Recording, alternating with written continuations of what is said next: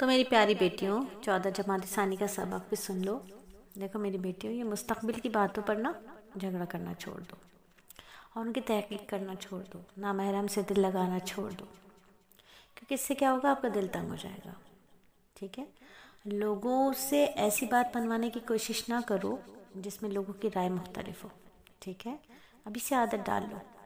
اگر آپ کو کوئی بات صحیح لگ رہی ہے اور لوگ اس کو نہیں مان رہے تو آپ کو اس میں حجت کرنے کی ضرورت نہیں ہے۔ چیخے چلائے بغیر نرمی کے ساتھ اپنی رائے پیش کرے، خود کو تنقید سے بچائے، کیونکہ اس سے دماغی سکون حاصل ہوتا ہے۔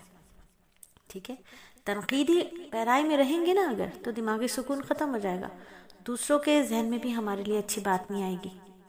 ٹھیک ہے، تو اپنی رائے نرمی اور محبت سے دوسروں کو دینی چاہیے۔ دیکھیں جتنی نرمی ہوگی آواز میں، جتنی نرمی ہوگی اخلاق ہوں گے، اتنا ہی لوگوں کے دل فتح ہوں گے۔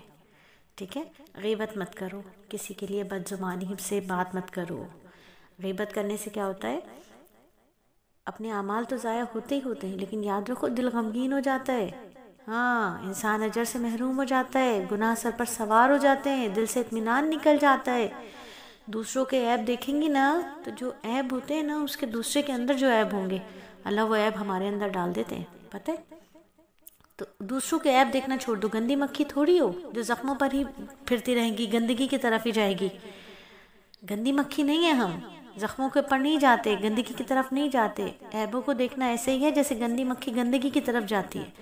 دوسروں کے عیب چھوڑیں، ہمارے اندر خود اتنے عیب ہیں، اپنے عیبوں کو درست کرنا ہے، اللہ کی رضا والے کام کرنا ہے۔ ٹھیک ہے، اور یاد رکھیے اللہ رب العزت نے ہمیں کامل اور معصوم پیدا کیا ہے نا، لیکن ہمارے اندر کتنے گناہ اور کتنے عیب ہیں۔ ٹھیک ہے، تو خوش نصیب وہ ہوتے ہیں جو اپنے عیبوں کی اصلاح کرتے ہیں۔ اچھا، اب آج کل جو ہماری بچیاں حرم جاتی ہیں جب وہ، تو مردوں کے برابر والی صف میں کھڑی ہو کے نماز پڑھنے کی کوشش کرتی ہیں۔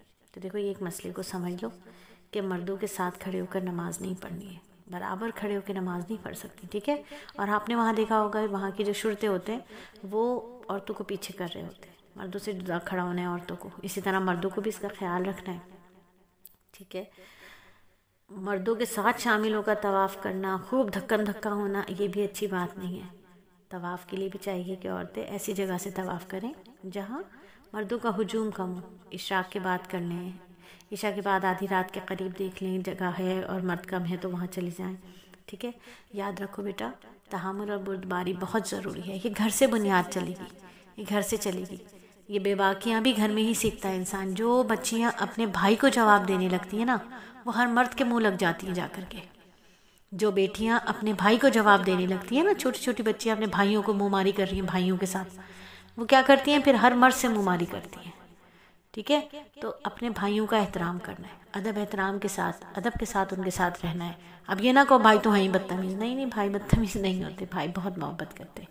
ٹھیک ہے، ہمارے ابو تو ہمیشہ کہا کرتے تھے کہ جو اپنی بہنوں کو ماریں گے نا ان کے ہاتھ پاؤں کانپتے ہیں، بزرگ ہو جاتے ہیں نا، جب وہ بوڑھے ہو جاتے ہیں ان کے ہاتھ پاؤں کانپتے، تو ہمارے بھائیوں نے کبھی مذاق میں بھی ہم پر ہاتھ نہیں اٹھایا ہے نا۔ پتہ نہیں، ہمیں تو یاد ہی نہیں ہے کہ کبھی ہمارے بھائیوں نے ہمارے بال بھی کھینچے ہو۔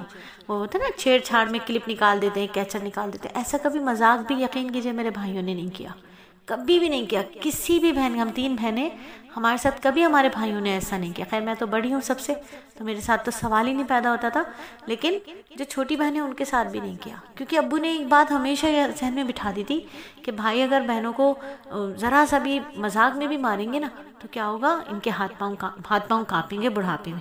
تو اتنا تھا، تو تحمل اور بردباری اپنے گھر سے سیکھنی ہوگی۔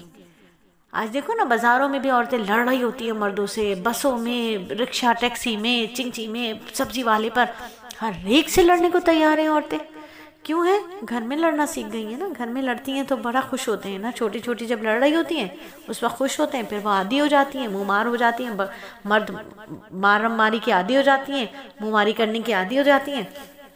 تو آپ طبیعت کے خلاف ناگوار باتوں کو برداشت کرنا ہے، غصے کو پینا ہے، اللہ کو بہت پسند ہے۔ نبی صلی اللہ علیہ وآلہ وسلم نے ارشاد فرمایا نا، جو غصے کو روکے گا اللہ اس سے اپنا عذاب روک لے گا، اور اللہ تعالیٰ اس کے سینے کو امن اور ایمان سے بھر دے گا، اور جو غصے کو دبائے گا قیامت کے دن اللہ اس کو اختیار دیں گے کہ جنت کی حوروں میں سے جسے چاہے اپنے لیے اختیار کر لے۔ ٹھیک ہے، تو یاد رکھو ایسے کام نہ کرو جو آگے جا کے پریشانی کا باعث بن جائے۔ اللہ مجھے اور آپ کو، ہم سب کو عمل کرنے کی توفیق عطا فرمائے۔